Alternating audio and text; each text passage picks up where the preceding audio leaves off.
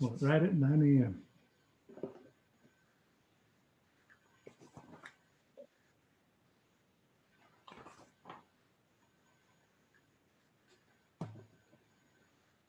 Good morning, good morning, good morning, New Mexico and folks from around the world who have chosen to join me for Cafecito con Colon. Welcome back to those of you who are regular participants, and you are my regular therapist for what is my extrovert therapy. So thank you for joining us this morning on this beautiful Thursday morning. I have already had great engagement this morning with about 30 men in my Thursday morning, 6 a.m. men's group. And now I get to be with you, and I am so glad for that. And I am grateful for you taking the time to join me for Cafecito con Colon and to engage with me and to provide your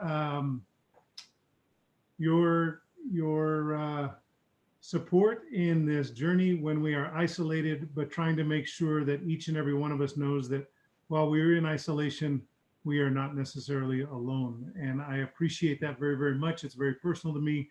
And it's certainly been a point of personal health for me as we've gone through this COVID-19 pandemic together. Let me begin this morning. This is episode number 2 of a subset of the Cafecito con Colons, which, as those of you that watch regularly know, that I cleared the deck to bring on trusted voices in my life that help inform my opinions, inform my view, and in particular during this time that we are mourning the death of George Floyd and contemplating steps forward and a path forward during this time of pain and this time of anger, this time of unrest, and this time of difficult dialogue. I'm honored to have somebody who has been a dear friend for a very long time and somebody who's well respected in every subset of our community because she is so good at building community. And so Pamelya Herndon, thank you for joining me this morning on Cafecito con Colon. So thank you very much, Brian. It's a pleasure to be here with you this morning and to be able to share some conversations with our community. You betcha, you betcha. Well, look, I am going to start as I typically do, because I do have some links that I want to put up, some that are very, very particular to our conversation, Pamelya. But let me just, I think I want to start with a couple quick, no, let me start with my links. And you know what the challenge is going to be, and I'm going to try and figure out if I can pin you while you're speaking, because when you speak, we have it on speaker view, and so your telephone logo and icon comes up as opposed to the incredible $1 million smile that you've got. So I will try and navigate the controls so that we can get you instead of your telephone icon. But let me just start out with my links for today. So number 1, let me put up the time link to covering the story. Good morning, Shannon. Good morning, Alexandria. Good morning, Dr. Roybal and Dr. Gomez Chavez. Let me put up, well, that wasn't the story, the New York Times piece, but that's a good one. I found this great New York Times piece about how to properly hug during the COVID pandemic as we come out of these different phases. And I'm such a hugger that I found it particularly relevant, so I thought I'd share it with everybody this morning.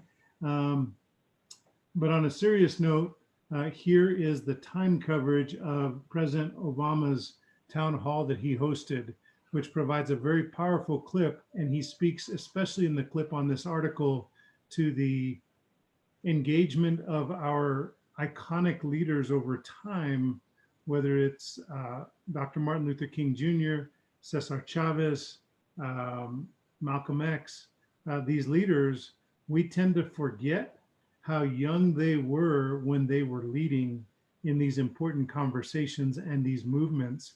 And he speaks to that in this brief 3-minute clip in the Time article. Good morning, Idalia. Good morning, Alex Vaz. Thank you for taking us through Antelope Canyon on your meditation. Good morning, George. And then this YouTube link is a link to the entire presentation by President Obama. If you have the time to engage in the whole town hall and can't, and you can commit to that. I think this YouTube piece is about an hour and a half long. So it's a commitment, but if you only have a few minutes, please take time to look at the Time article. As I often do, I love to post the upfront articles by Jolene. She really highlights two beautiful stories here in New Mexico in terms of acts of kindness. One at a Rio Rancho Smith's that occurred with a veteran, and the second is completely unrelated, but also as touching. And I hope that you'll take a minute to look at Jolene's quick upfront article and be inspired by our community. Also, let's see here, one more before I post the links that are specifically related to the memorial coming up for George Floyd and the conversation locally about how Albuquerque is responding to vigils and protests today, as opposed to how the community responded 6 years ago in terms of law enforcement and the administration. So that was an important piece covered by KOB4, and I'll post that link. But this link here I thought was important because I know we have a lot of dads and moms out there who tune in who have young children. And as is often the case, Big Bird is leading the way. Sesame Street will be hosting a 60-minute TV special with, I think, CNN, kind of like a town hall forum, I think, according to the article. But they will do a 60-minute TV special to address racism. And for those of you that know the historical journey of Sesame Street, you know that Sesame Street and I think Mr. Rogers were two nationally syndicated programs that were kind of out in front when it came to modeling behavior of embracing community as one and embracing diversity in terms of an approach and a conversation.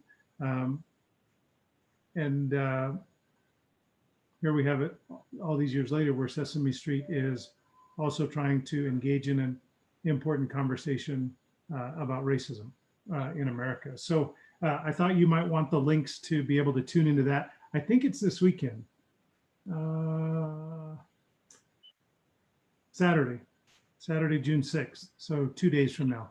So I thought the dads and moms might enjoy that. And for those of you that are Big Bird fans or maybe even Oscar the Grouch fans, maybe Cookie Monster, you enjoy tuning into that as well. So let's move into our topic du jour, and one that has got as much gravity as anything I've spoken about on Cafecito con Colon, and that is really where we are at this moment in time. And let me post up some links that are timely as we move into the next day of discussion. Good morning, Jeanette. Thank you. I hope you and Chris are doing well. We continue to grieve with you and send our condolences. I know that 6 months is no time to really have any healing in your deep loss, and you and Chris and your family are always in my heart. Thank you for joining me each morning, Jeanette. The charges have been increased on the primary officer who is charged in this case, and the 3 other officers are also facing new charges that have been brought by the authorities in Minnesota. And that is an article there on NPR that goes through those charges. It's, I think, been increased to second-degree murder at this point. The New York Times covers live on the updates for George Floyd's protest, but also highlights the memorials that are planned to have the family grieve, eulogize. I think the Reverend Al Sharpton will be providing the eulogy, and it also provides some other memorial ceremonies and services that will be happening. So there's some guidance on that. And also let me put up the link to the USA Today kind of coverage talking about the Arbery suspects going to court and also the Floyd Memorial. And there is that. Hi, Rebecca. Good morning. Good to see you. Thank you and welcome back. And Pamela, you are already getting praise for your service to our community before I've even brought you to the air. You are amazing. And Dr. Lawrence Roybal agrees with me in that regard. So let's, I think, get started with a couple of quotes that were important to me. I will tell you that I did not sleep well last night. I did not find 30 minutes consistent of sleep last night. And I got up at 5 o'clock this morning, as I often usually do, and found myself not to have had a restful evening and not to have had more than 30 continuous minutes of sleep. And a big part of that was because I went to bed with a very heavy heart based on attending and listening to the Human Rights Board meeting last night. That was a special meeting here in the city of Albuquerque. I attended by Zoom or by whatever feed it was. I think it was Zoom. And it was about 3.5 hours of gut-wrenching testimony, complaints, observations, emotions, and comments from the public as to the recent events surrounding George Floyd's murder and the ensuing vigils, protests, and circumstances we find ourselves with here in the city of Albuquerque, particularly as it relates to the responses and approach by the Albuquerque Police Department. And that is a recorded meeting, and it can be found online. It's not going to be available yet. I think it takes them a couple days to post that. And when they do, I will provide that link in Cafecito's links section. But it was very, very heavy. There were some very heartwarming sentiments provided, including one from my friend, the former dean of UNM School of Law, Professor Alfred Mathewson, also known as the distinguished spouse of Pamelya Herndon, where Professor Mathewson expressed great love for the community. And I share in that sentiment. And I have a great love for Professor Mathewson and for Pamelya and for my community and for every human being in our community, because us as individuals are what make the collective greatness and special place that is New Mexico. And I'm grateful for that. But I woke up and looked at a lot of material, and a couple of things jumped out at me. One was a quote from Henry David Thoreau, and Mr. Thoreau said, "Be not simply good, but be good for something." Be not simply good, but be good for something. And it's interesting because if I have a brand, it might be that many people in our community just say, Brian is just so nice. And I don't want to just be nice. I want to be good for something. And so if I am nice, hopefully I can bring that alleged disposition that I have to do good. And I try and do that with the Office of the State Auditor. And I think people have seen that I've got a side that may be nice, but also can hold people and organizations and politicians and political process accountable to the public, and have brought transparency in government over the last 521 days in service.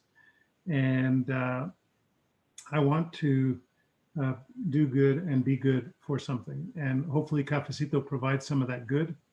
And we are doing something good here by providing a space and an opportunity for people to be seen and to be heard and to be understood, in the great words of Oprah Winfrey and Kathy McGill yesterday on Cafecito con Colon. The other thing that struck me this morning, I had my friend Alex send me a great podcast that opened with the remarks of Dr. Martin Luther King Jr. And it provided the context, or a little bit of context, and I'm going to provide it here. It's very short, but I think we've all seen the memes and the postings and the clip where Dr. Martin Luther King said, "A riot is the language of the unheard. A riot is the language of the unheard." But I thought it was even more powerful when I took that whole comment that he made and heard it this morning. And he said, "I think America must see riots do not develop out of thin air. Certain conditions continue to exist in our society which must be condemned as vigorously as we condemn riots. But in the final analysis, a riot is the language of the unheard." And I think that context is powerful. I mean, I've heard for 4, 5, 6, 7 days now about his quote, "A riot is the language of the unheard," which is important. But I think this context is also important. I think America must see that riots do not develop out of thin air. Certain conditions continue to exist in our society which must be condemned as vigorously as we condemn riots. But in the final analysis, a riot is the language of the unheard.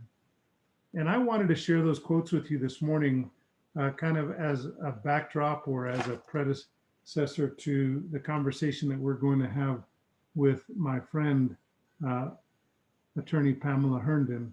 And let me put up the quote that I promised you. Hello, Dr. McCaffrey. Good to see you this morning. Amanda, Stephanie Ann, thank you everybody for joining us this morning on Cafecito con Colon. There is Channel 4's coverage of the distinctions and the differences between the way the city of Albuquerque is approaching the conditions in our community today versus how the community approached it, or as opposed to how the administration approached it 6 years ago. So let me, with that, just say that I think that over the course of the next week, which is already completely booked up with distinguished guests, today I'm really thrilled to have this individual follow Kathy McGill's powerful visit yesterday, which has already had a couple thousand views on Facebook. And I suspect each of these episodes will draw the same interest. But Pamelya Herndon is a great attorney. She's a community leader. She's a convener. She is a trusted voice in my world and in many people's worlds. She is the CEO of KWH Law Center for Social Justice and Change. She is the first vice president of the NAACP Albuquerque chapter, and she leads their health committee. She is the chair of the Black Caucus for the Democratic Party of New Mexico. She is someone who is trusted by many and is seen as a leader in our community for many, many reasons. But most importantly today, I'm grateful for her friendship, and I'm grateful for her guidance, and I'm grateful for her counsel on many occasions when I've found it to be important to reach out to her and seek that guidance. And I couldn't be more thrilled. Well, you know what? I could be more thrilled. Let me just say, as Pamelya leads many of her conversations, she says, "Let me just say," and I want to just put that out there. Let me just say that I could be more pleased to have you on today if I could also say that you are a member of Team OSA, because I highly recruited you to come work with me at the Office of the State Auditor, and I would be a better state auditor if you were on that team. But I had to settle for having you just be a trusted, informal advisor to me. And I'm grateful for that advice that you give me frequently. But it is a thrill to have you with me this morning. Thank you for joining me, Pamelya Herndon. So thank you very much, Brian, for that wonderful introduction and for all of those links that you have put up. You know, I will begin by saying I heard that conversation between you and Kathy yesterday, and she talked about your reaching out to hire people of color, and you did reach out to me. And I also understood very much the importance of having the individuals within your work area who had these special skills. You would have to be a certified public accountant. That certainly helps. You are an auditor. I am a certified public accountant. And it also helps to be an attorney, to look at the laws and policies that you have to review. And I fit that bill. But it just wasn't the right time for either one of us, but it didn't deter the fact that we continue to engage each other in very important conversations. So I do want to say thank you for that opportunity, but we'll continue to work together in many, many other ways. That's for sure. Just to be very clear, I said yes and she said no. Let me just, so there's no distinction, so there's no confusion. I extended, I just said, write your job description and just join me. I just couldn't close the deal, but it wasn't for lack of trying. And that door is always open. You are truly a unicorn, because there are very few CPA attorneys at law, and you and Carla, and there's just very few out there, and it makes you super spectacular in terms of expertise. And so I have really valued your informal counsel. But in all seriousness, thank you for all you've done for me over the years. Absolutely. I also want to commend you for the links that you put up this morning, particularly the one regarding President Obama and his town hall yesterday. I did have the opportunity to look at that town hall, and all of the people who were on that town hall expressing concern and expressing their view about where we are right now in America. And with the rage that has evolved with the death of George Floyd. So let me just begin by saying that it was, if we look at just a little bit of history, and a little bit of history would look at the fact that African Americans are the only ethnic group to be enslaved on American soil. And for 244 years, that was a way of life. And then when finally in 1863, we saw that freedom was given to African Americans to say, you are free and go out and enjoy the world, but without the help that it should have been given to them. So, and I'll just point out one thing, and then I'll go back to talking about George Floyd. So in that regard, what we saw was there was supposed to be land, there was supposed to be land given, money given, all those opportunities, and it didn't happen. But what we did see is that we saw this emergence of land being given going west to people who came from Europe. So there was then a growing point of racism and inequality among those who were here and set free and those who were coming here and also looking for a place to stay and live. But let's just go and let's look at George Floyd for just a moment. And what did that look like? And why do we see this rage and such of the rage that we're seeing now? So as I think about what happened to him, Brian, you said you couldn't sleep last night because of what you saw at that human rights meeting. Well, I couldn't sleep, and I haven't slept much at all since the death of George Floyd. If you look at that video and see this man turning his neck, begging and pleading.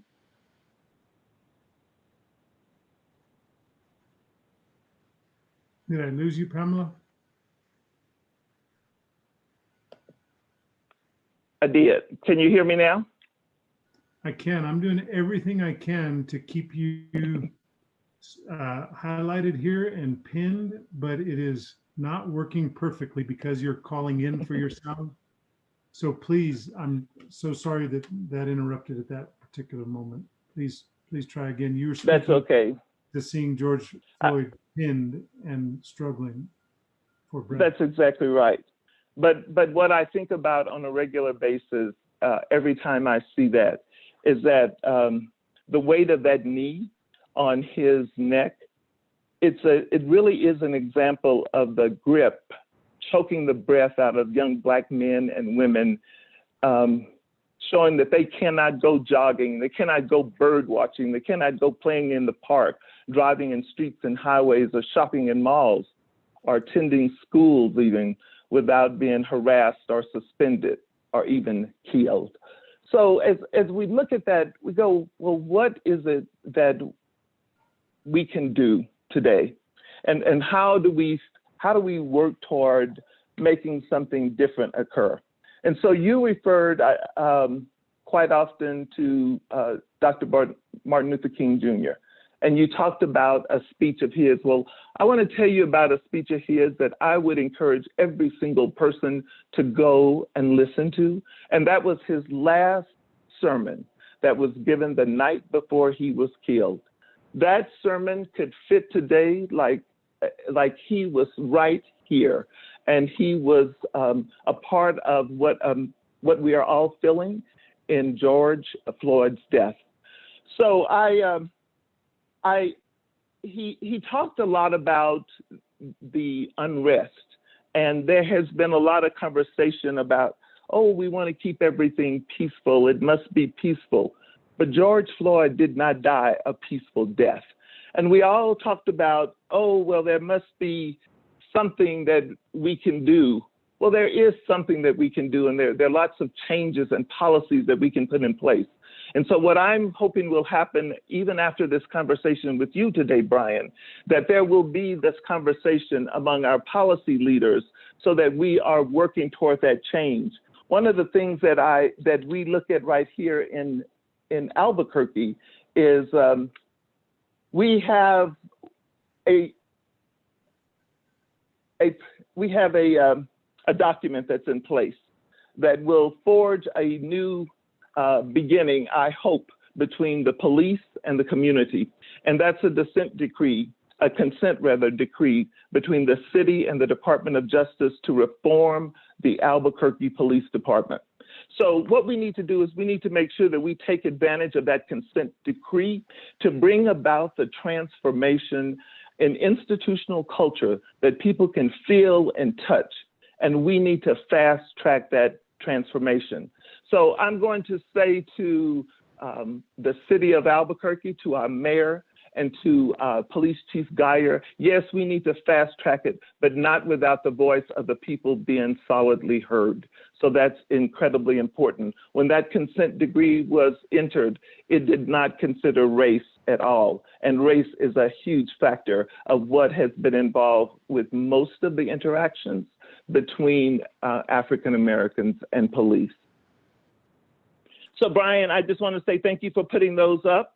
And we do want things to be peaceful because the protest that we continue to make must be peaceful so that our demand for justice is not muted. Otherwise, it would be overshadowed by the destruction of some things that are occurring, not by people who are mourning the death of George Floyd, but because of the rage and outrage of other things that have happened. You have to look at the fact, Brian, that we are looking at the highest unemployment rate in the history of this country. People have no money, they have no jobs. So what can they do? They can go out and riot. So we need to figure out how do we put some policies, some programs, some protocols in place. One of the things that I heard from Dr. Fauci is that he thought that within the next 12 months, we can come up with a vaccine that will absolutely get rid of or control COVID-19. Well, if we can come up with a vaccine that fast, we can also come up with a fast track to address the racism that we are seeing and the facts and all of the heartache and the pain that we are seeing going on right now. So I share that with you, and I'm looking forward to those conversations that we're going to have with community people around this entire state. I will say to the mayor that it really is important that as I look at the top 200 people paid in his administration, I don't see African Americans except for one woman who's been there for 21 years. What about the new beginning that you're bringing in there? We need to make sure that voices are heard and the voices of policy that is being brought within our city. As I look at our governor, she is the most wonderful person that I have seen in a long time, but I don't see an African American sitting in the governor's office itself.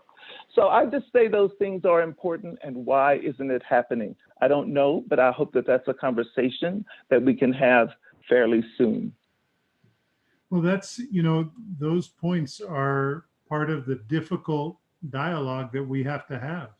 And whether we love our governor or whether we love our mayor, these are the conversations similar to the ones I've had with Kathy McGill, that are uncomfortable. And if we're not willing to engage in these uncomfortable conversations, we will not make progress. We will not be able to create a table that appropriately seats those folks that need to have a voice in government, in leadership. You know, later this week we'll have Harold Pope on, and he not as a political candidate, but I will just say that it continues to strike me when I think about all the firsts that we are trying to achieve, whether it's the first Native Americans in Congress or whether it's Harold Pope, who's running for the New Mexico State Senate, and that if he were to be successful, he would be the first African American to serve in the upper chamber in 108 years of New Mexico's history. And that you know, look, African Americans, depending on what numbers you want to massage, because we know that there's a severe undercount in people of color nationally, and that includes New Mexico. But if you want to look at 3% or 3 to 5%, for us to be looking at having our very first African American in our upper chamber in 2020 seems to me to be overdue when it comes to having that voice. And his lens is quite complex, because not only is he an African American, he's an African American who has served with distinction in our United States military. He is an incredible guy. But these conversations are uncomfortable when you have to say, you know, Governor, where is the African American on the fourth floor? Or Mr. Mayor, where is the African American in the top 200 paid employees in the city of Albuquerque, no matter how much we care for and respect both of them? You know, I'm really glad you brought up the concept of Harold Pope being the first African American to be elected to the Senate when he wins his election in November. So 2020 is looking like it's bringing about many firsts. So we have Shamara Henderson, for example, the first African American woman to sit on a court of appeals in this state, in the history of our state. So she's running in her election. She will be the first African American elected statewide since James Lewis actually won the position as being treasurer not once but twice in our state. But, you know, I don't want to just look at African American first. The question is, why are we just now seeing these first, and should there be a first? Well, there's going to be a first at some point in time, and that's okay, and we embrace that. I'm looking to see that first African American on the Supreme Court. There are going to be some vacancies there too, so we're gonna look for that one. But you know, one of the things that I am looking at in terms of what I have read recently, and which is really great, is that the Supreme Court may be considering, the Supreme Court of the United States may be considering examining some old rulings that gave legal cover to police officers accused of misconduct. And so as we look at changes that need to occur, one of the things that is important to do is to have training for our police officers to make sure that when they see something that is not right, that they will do something about it. They won't stand around and say, oh, this is my fellow brother, so I can't say anything. The fact that we had police officers there watching George Floyd die, and a police officer causing that, and then nothing happening, and people feeling helpless because they said, what if I interfere, that they too might lose their lives. So this type of cultural training is critically important. And when we meet with Police Chief Geyer, we're going to have that conversation with him. Are you doing this, Police Chief Geyer? Where is this type of training in the cadet training that is going on throughout your police force? And I hope that he will say, Pamela and the other members of the community, I am making it happen because I believe in justice. So I'm definitely looking for that. That's important, and I applaud you for directing that conversation. But I guess probably what our viewers are wondering, and certainly what I'm wondering, and after my comments last night in the chat box on the Human Rights Board, when does that happen? Like, we don't have time to wait. I encourage the members of the Human Rights Board to convene stakeholders and trusted voices and organizations to host a community forum where people can be heard, and to do that sooner rather than later. And they're choosing to focus first on a process to implement to evaluate complaints, which, fair enough, that needs to happen. But if they focus on that, we are now 60 or 90 days out from them hosting any kind of forum for our community. And I just think that they would be a perfect convener. And I hope that they'll reevaluate and maybe contemplate and wake up this morning thinking maybe we should prioritize hosting some kind of forum, either at the convention center or somewhere where we can have an environment that is safe, where people can be heard. I mean, look, it goes back to the first, the quote, right? Like, it's riots are the language of the unheard. And so why are we unheard? Because, or why are some individuals unheard? I'm heard. I don't feel unheard. I'm privileged that way. But why do people feel unheard? There's not a safe space. There is not an opportunity for them to be seen. And so can we provide that? Well, the Human Rights Board here in Albuquerque ought to be the convener, in my opinion. They are in a perfect position to engage organizations like yours, the NAACP, and many other organizations that care deeply about providing that space for people to be heard. So I guess all that to say this, which is, when is that meeting happening with Chief Geyer? We don't have time to wait. So I hope it will call as soon as happen as soon as I call him this afternoon and say, Chief Geyer, I want that meeting. We want that meeting. It's important for the community to have that meeting. And I feel certain that he will pick up that telephone and say, we're going to have it happen. So the next thing that I hope to see you post on your Facebook page, as you're posting quotes, as you're posting all sorts of links, is the link to that meeting with Chief Geyer. Not only just with us, but I also don't want to step into or in the way of those people who've been working very diligently in making sure that that consent decree is doing the things that it should be doing.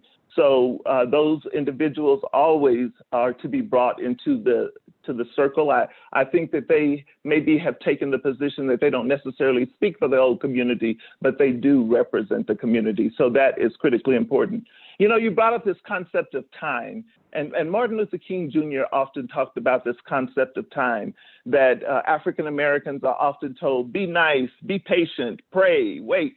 Well, you know, even if the Human Rights Council doesn't make that convening, the African American community can have that convening, and we can invite the Human Rights Council, because it is time that we look at a constructive move toward dismantling racism as soon as possible and not waiting. And so the time to evaluate, contemplate, investigate, pontificate has all passed. It's time to make some movement right now. So I share that with you, and I'm looking for that conversation led by the NAACP with the help of the Human Rights Commission. I don't care who and leads Mr. Brian Colon. I don't care who leads it. I just think it needs to happen. And so let's just make it happen. And whether you lean into President Cotton and locally, President Bailey, Dr. Bailey, the president of the NAACP Albuquerque, and the president of NAACP New Mexico, Mr. Cotton, Dr. Bailey, we just have to do it. I just was partially, that's the other thing that was on my mind last night. It's like, how come how could I look at that Human Rights Board and know most of the people on there and know how passionate they are about this issue and trying to address it, and then feel like they just, I appreciate the complaint process and how important it is, but those complaint processes don't happen overnight, and they're not going to address the anxiety that sits right out there right now. Not for the masses. No, you are absolutely right, Brian. And you bring up a song that I remember that was written by a man by the name of Gil Scott Heron. And so he said, "The revolution will not be televised." Well, the revolution is being televised through the help of technology. And what we need to do is to make sure that everybody stays awake during this revolution, and that the end of it is actually producing the good that we need, and that should occur. So I just say, in that regard, I just want to bring up something else that I had a conversation with a woman recently. And so there had been many, many conversations about, there needs to be peace, and what else can we do? And my conversation had been, well, you need to be ready and make sure that everybody who's out there protesting also votes. So she says, well, what else can I do besides vote? Well, let me say to you that vote is a very powerful, powerful tool that you have and that you need to use. And I want to emphasize that this year, 2020, Brian, is the 100th anniversary of the year that women got the right to vote. And in that regard, I want to bring to your attention that on August 26th, right on Civic Plaza, there will be a huge celebration, either virtually or in person, whichever way we can make it occur, to celebrate that 100th anniversary. And how are we going to do that? So we're going to look at how are we making sure that 18-year-olds are brought to the table. They're the ones who are also out there protesting, and let them know that your vote counts. I've been reading all of these accounts of why the young people are not voting. Well, we're going to bring them in, and they're going to be from all 33 counties, not just from Bernalillo County, and they will hold up their signs and say that they stand on the shoulders of their ancestors, and this is the reason that they're voting. And not only that, but New Mexico, because we do work on doing good here, is we're bringing women from all 50 of the states to come together and convene on Civic Plaza to say this is an example of women working together. So, and we will be listening to things like "This Girl is on Fire," because we are going to make a difference in 2020. For many, many years, it was said that 2020 was going to be the year of the woman. All sorts of equality was going to come. Well, it hasn't come.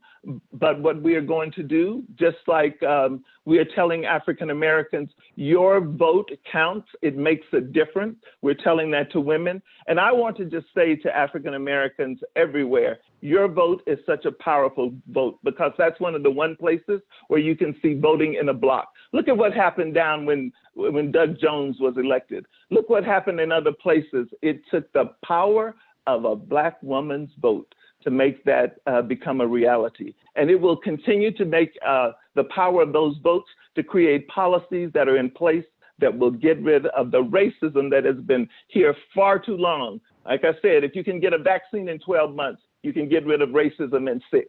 So that's what I say to you, Brian Colon. I don't have words. That's the first time. That is a very first. So in 2020, there's another first. Brian Colon does not have any words. You know, the only word that came to mind was I'm co-opting. I was just going to say preach. Just preach. I mean, I appreciate that. But now I put up here August 26th. Is that the date you said? August 26th. That's a Wednesday from 4 to 8 p.m. right on Civic Plaza, where we'll be bringing, and I'm going to say on right here that if there's an 18-year-old in a county who wants to be on that program, let me know now. And so I hopefully you'll put up my contact information for my email address and for the phone number. So we're looking for those 18-year-olds from all 33 counties and from our tribes, those tribal women, because their votes matter also. Not only that, from the 50, if you have friends in the 50 states and you want them to be a part of this great event, let me know, because we'll get in touch with them. And then we're looking for the oldest woman in the state who is still voting. Where is she, Brian Colon? I want to find her, because we want her as a part of that program. And I know that with all of the great and wonderful things you do, you can help us find that woman. So I am counting on you. I'll put that on my to-do list. I'll do that. We'll make that happen. Uh, Um, Thank you. what's the best email for people to reach you, Pamela, if they want to engage? I know that you need 18-year-olds, you need women to participate, and looking specifically for women from all 50 states to come out and participate on this August 26th from 4 to 8 on Civic Plaza. And I'm going to identify who the oldest woman voter is in the state of New Mexico, so you can come have her share some wisdom, as you have shared with us today. Lots of wisdom already. What's your best email? So why don't we put my work email down? Okay. It's P Herndon, HERNDON at kwhlawcenter.org. Okay, done. And that telephone number, yep, it's there too. So I'll put it up, 505-205-0868. And let's help bring. I think everybody's seen more of your phone number this morning than they would have liked because of the way this Zoom has been set up. But I figured it out. I put it on gallery view, and it's just been head to head, which I would have preferred to just put you, but we've been head to head. So I figured it out about 10 minutes in. So sorry about that. But you That's okay, Brian. Created that third line for us. That's terrific. I didn't know about that August 26th event. So thank you for bringing us that information. Tell us, one thing that I could go for hours with yesterday with Kathy and today with you, but I'm really trying to, for the benefit of how we go from here, it might be helpful to get your perspective on what's different right now. Because when I had breakfast with my mentee yesterday, his concern was, I fear that it's just like the school shootings. We're all traumatized. We're all outraged.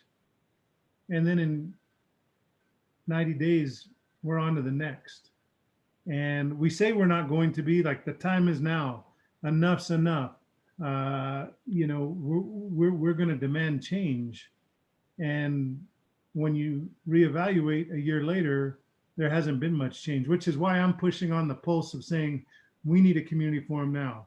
We need people to suggest outcomes now. We need people to suggest solutions now, put them up on those white papers around the room, and then let's figure out which ones we can embrace and implement now. What do you think is different about the now, other than, of course, the 8 minutes and 49 seconds of torture that we experienced through the lens of a camera that George Floyd experienced by losing his life? What's different now, and how do we pivot in a way that takes us to where we need to be, as opposed to just being enraged for 90 days? So thank you, Brian. That is an absolutely excellent question. And as I have pondered that question myself and thinking about what is different now, so I remember the words of Dr. Martin Luther King Jr. When there is justice anywhere, injustice anywhere, there is injustice everywhere. And I bring that to you to look at what is happening even today in Hong Kong, for example.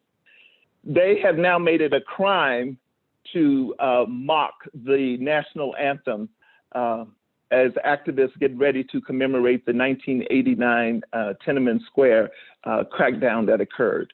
And we look at all of the other injustices that have happened around. By the way, today's the anniversary. Yeah. Go ahead. Sorry. And then why would it be a crime to mock the Chinese national anthem? And so why is it a crime, though it's a bigger crime, to put your knee on the neck of a man who's already handcuffed and being held down by other policemen? So I believe that now the reason that it has come to light is because people have finally realized, and the focus being with Black people, showing that you can't even sleep in your own house and you have police coming in and killing you, and you are an essential worker who's been helping the neighborhood. And do you realize, Brian, that of the two incidents that have made major headlines involving breaking into a house where police have gone in and then shot someone, have all occurred affecting Black people?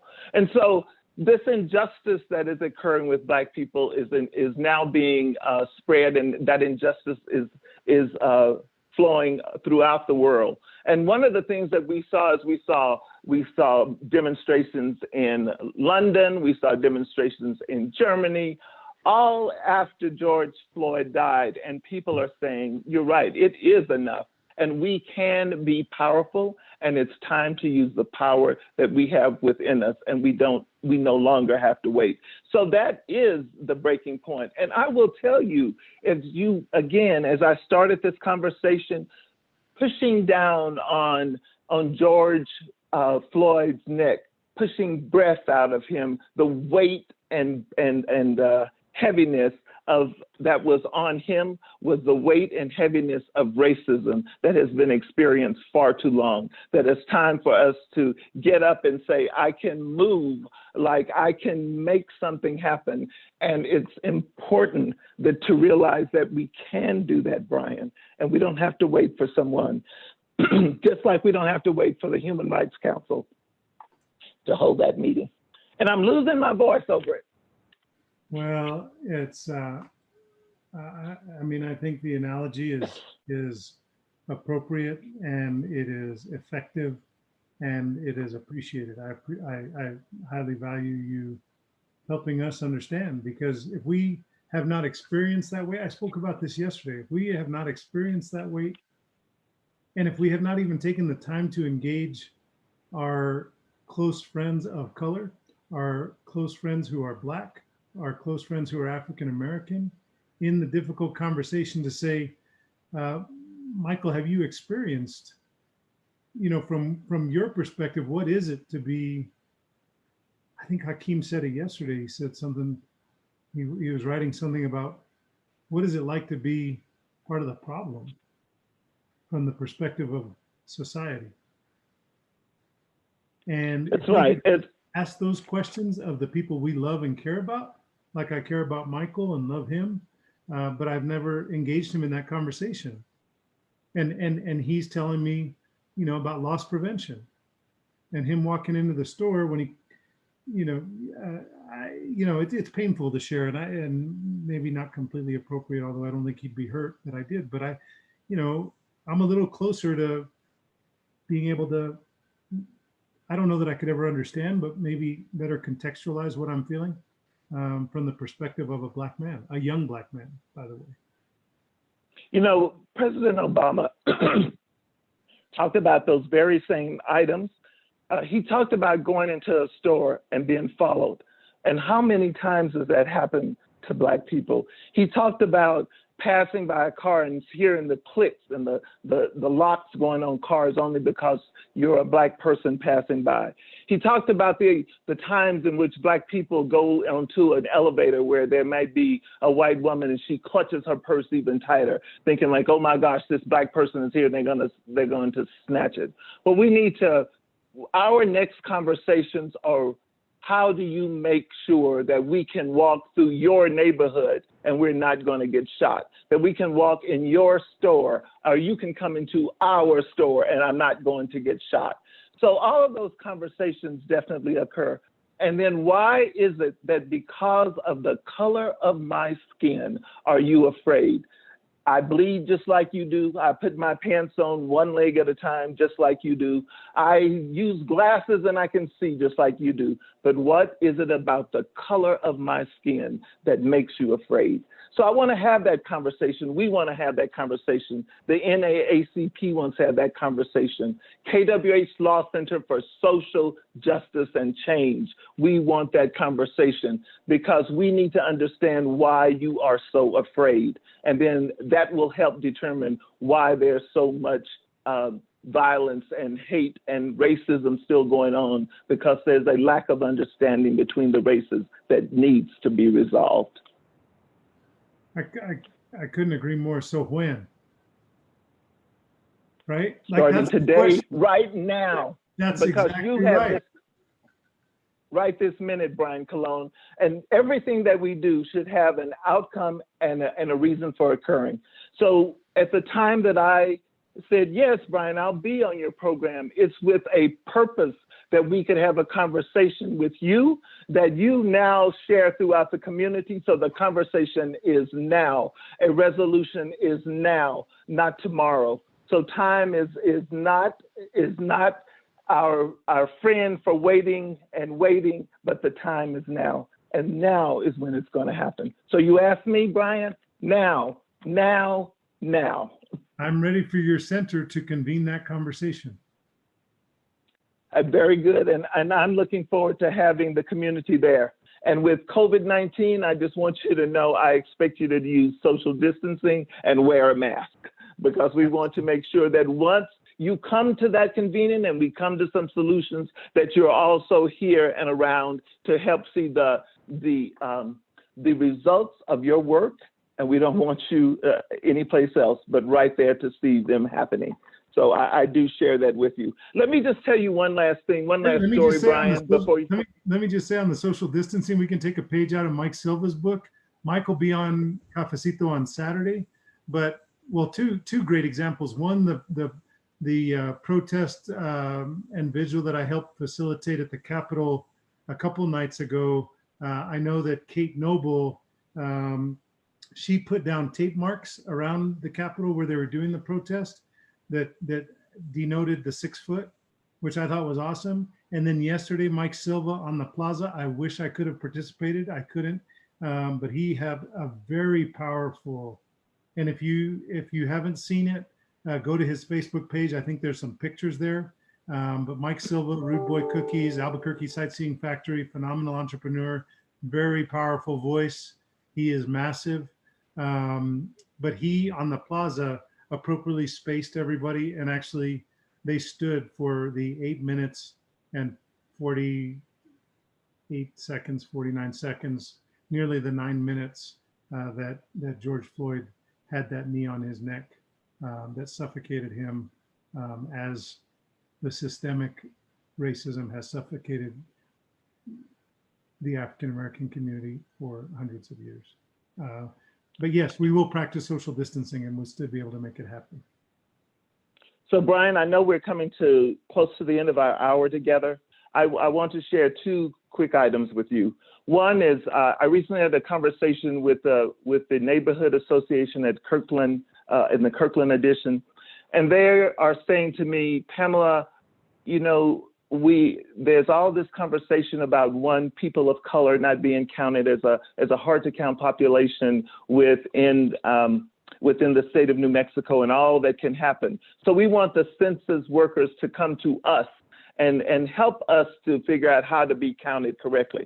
And I said, that's fine. Fine, Mr. Brown, fine, members of that association, we'll be there. They also said, there has been nobody in our neighborhood coming to us for COVID-19 testing. And so I am reaching out to the Department of Health and saying, if you can have COVID-19 tests all over the city, why can't we go to where the people are who are asking you to come there, the people who need it the most, vulnerable populations who are susceptible to COVID-19. So I want you to know that that is something else that we need to think about. Don't wait for them. Don't say, well, we're having these things all over the city. You can go there. Why can't we go to where the people are? So the Department of Health, Kathleen Kunkel, I'm saying to you, let's take some COVID-19 tests and people over to the Kirkland edition and meet their requests. So I say that to you, and I hope that will occur. And I'm expecting that to occur, because when we leave here today, two things are going to happen, Brian. I'm going to call Chief Geyer, and I'm going to say, Chief Geyer, let's have this conversation. The second thing is I'm going to call Kathleen Kunkel and say, Kathleen, Secretary Kunkel, let's take some COVID-19 tests to the Kirkland edition. They're asking for you to come there. Let's make it happen. So those are my final words. We are moving to make something happen, Brian, now, not tomorrow. Well, I appreciate that. The now is kind of my mantra, I think, as I have these conversations, especially after last night's Human Rights Board meeting. I really continue to be distressed that there wasn't more conversation about convening the community and providing a safe space for community to be heard. Now, to their credit, let me just say this. They did take 3.5 hours of public comment. for a meeting that was scheduled to go from 4:30 to 7:30. They went all the way to 8:30, and I stayed for all 4 hours of it. Um, uh, and it was really important to me. But to their credit, they took all of that public comment, including people that showed up and didn't sign up in advance, but raised their hand and wanted to be heard as listeners. Now, there were 250 people that tuned in the beginning, plus or minus, and then by the end, there were only about 120 of us left, or 100 of us left. But I want to give them credit where credit is due, which was that they listened to the painful and gut-wrenching statements, the public comment, for 3.5 hours. So I don't want to fail to mention that.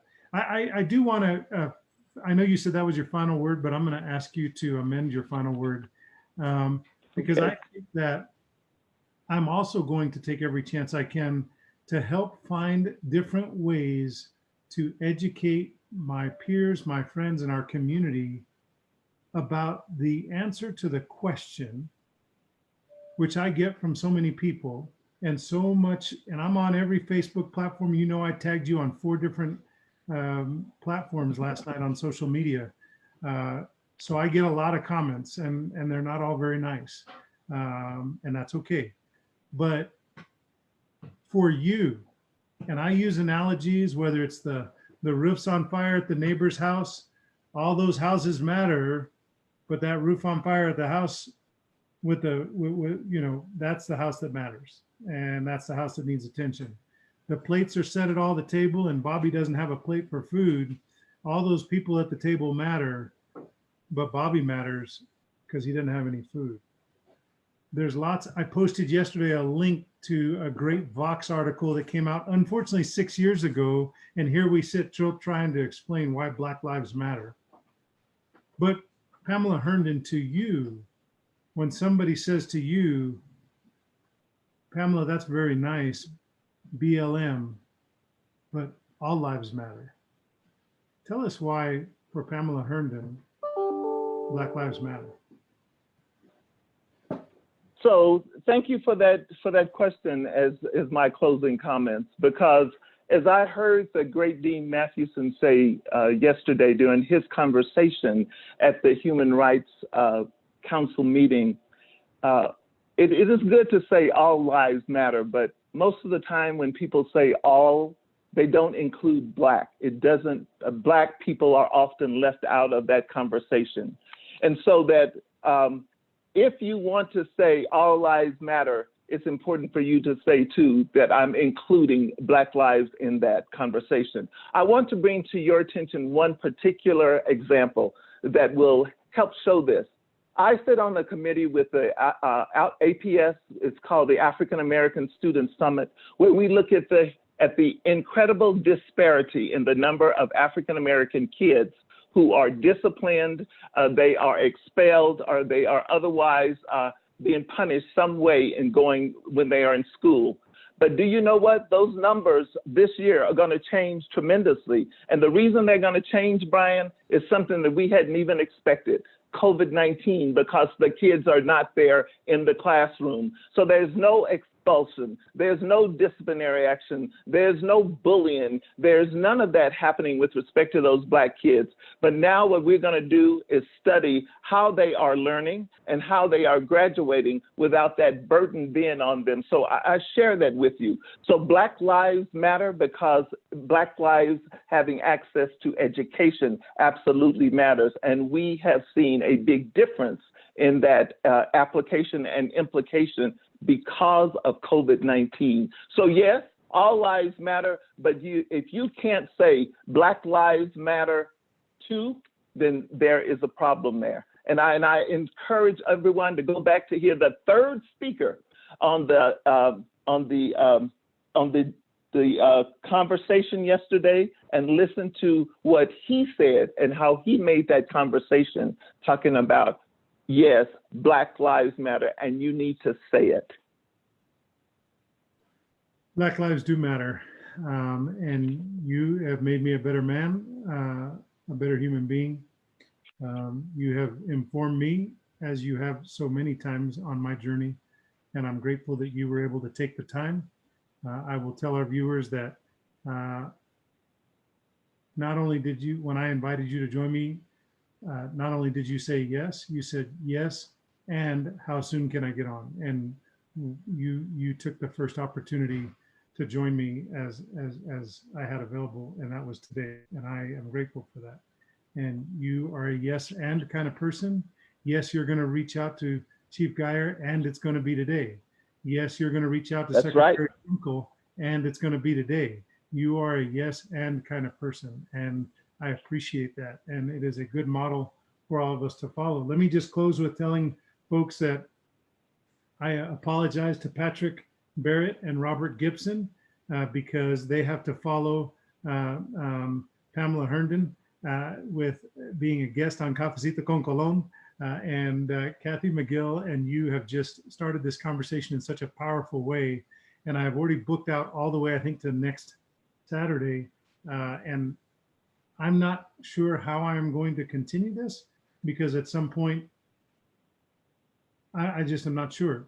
This conversation could go on forever, and maybe it needs to go on even longer than 10 days for me on Cafecito. But you made a great suggestion to try and combine a few and have them on as panelists. And maybe I will do that the last couple of days of this run. And then maybe I will go to having these difficult dialogues on Fridays and just once a week bring in a guest or a panel to try and have difficult dialogues so that we can all grow. If we don't have difficult dialogues, if we are on the primrose path of living our lives the way we have always lived them and not challenged ourselves and not had accountability partners and not had personal boards of directors who hold us accountable for what our balance sheet looks like, then we are doing ourselves and our community a disservice. And I am not willing to be a part of that. And so hopefully Cafecito provides that space and that level of comfort where people can come on and be candid, as Pamelya has been today, as Kathy was yesterday, and tomorrow as Patrick Barrett and Robert Gibson will be, and on Saturday as Mike Silva will be, and on Monday as, well, I don't see who Monday is. Professor Sonia Gibson Rankin will join us on Tuesday. On Wednesday, Harold Pope will join us, and that sets out the next week for us on Cafecito con Colon. And each of those days will be difficult conversations with people who have different perspectives because they've been on different journeys.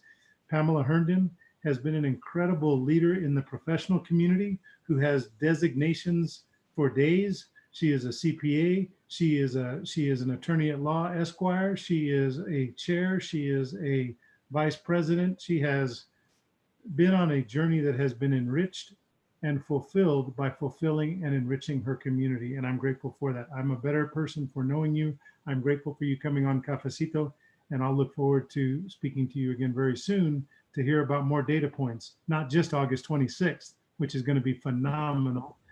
Call her, email her, get on the agenda for that incredible celebration that will be on Civic Plaza to celebrate 100 years of women's right to engage, vote, and be heard.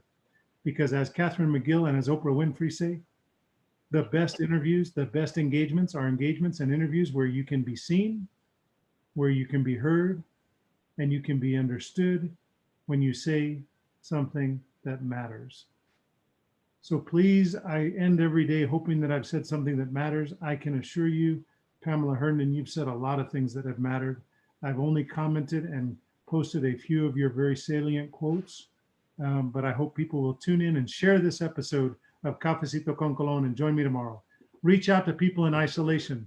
Reach out to people like Denise Lee, who may be in isolation and be struggling and be in pain and be on the journey of a Black woman with little children who I care about deeply, but may not be having people reach out to her and remind her that she's not alone. Well, Denise, you're not alone. Reach out to 3 folks today who are having difficult times in this time of COVID-19 pandemic and in a time when we're all trying to process the murder of George Floyd. Thank you for joining me today. I love you, New Mexico. I love each and every one of you. Thank you for being my therapist on this extrovert therapy, also known as Cafecito con Colon. Thank you, Pam Herndon. Have a beautiful day.